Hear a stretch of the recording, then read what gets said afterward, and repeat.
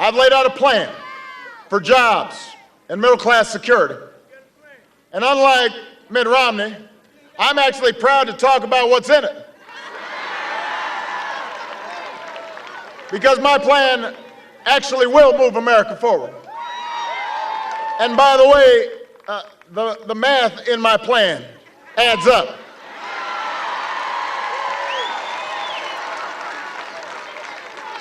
If we've got any math teachers out there, you can go ahead and look in this plan, and you'll see that the numbers work.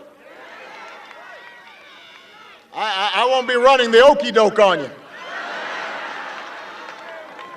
If you want to take a look at it, you check it out at barackobama.com/plans. Share it with your friends. Share it with your neighbors. Share it with your coworkers.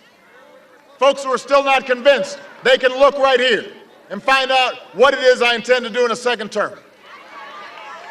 There's still people out there who are trying to make up their minds.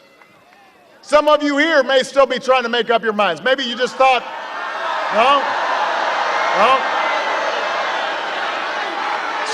Some people here might have thought it was a concert going on or something and wandered in by mistake.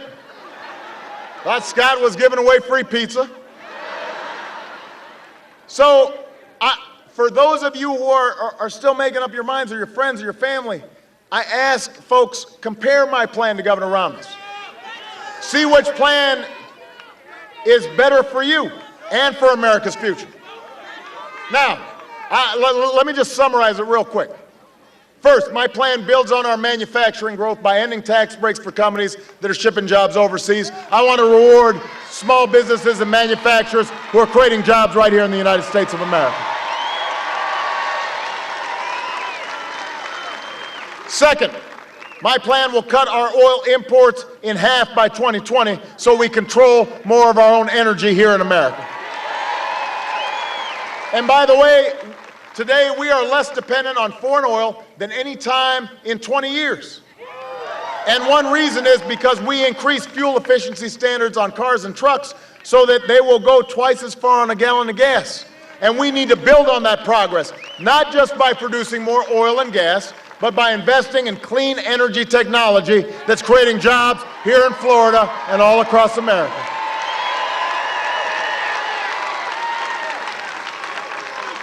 Number three, I love you back, but I got this plan I want to talk about, so I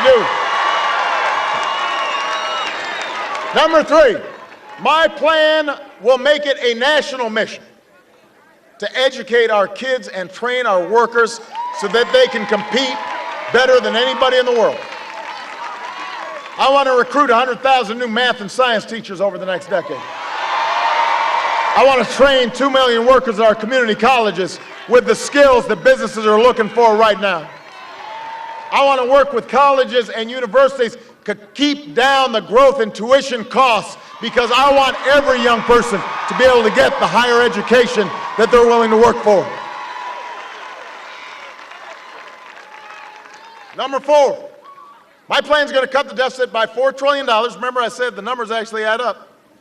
We're going to do it in a balanced way, by cutting spending we don't need, but by also asking the wealthiest Americans to pay a little bit more so we can invest in research, invest in technology, those things that keep new jobs and businesses coming to America. And I will not, in our pursuit of reducing the deficit, turn Medicare into a voucher, because no American should spend their golden years at the mercy of insurance companies. That's not what Medicare is about.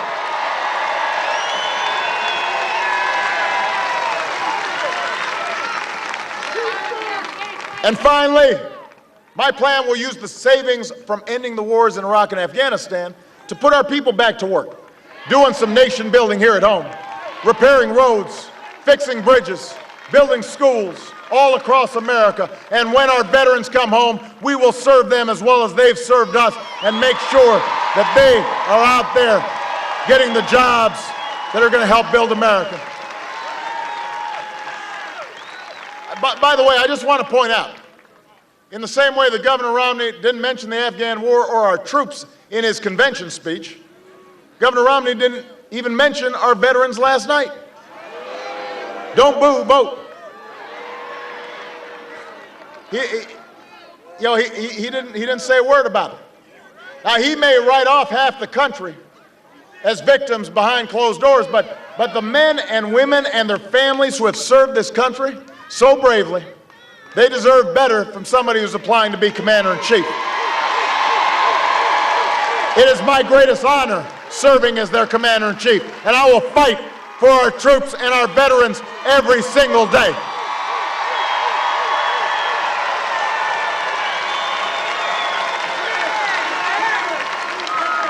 So that's the plan we need, Florida. That's how you build a strong, sustainable economy that has good middle-class jobs to offer. That's how you make sure that you got increased take-home pay. That's how you make sure that businesses are taking root all across Florida and all across America. And now it's up to you to choose the path we take from here.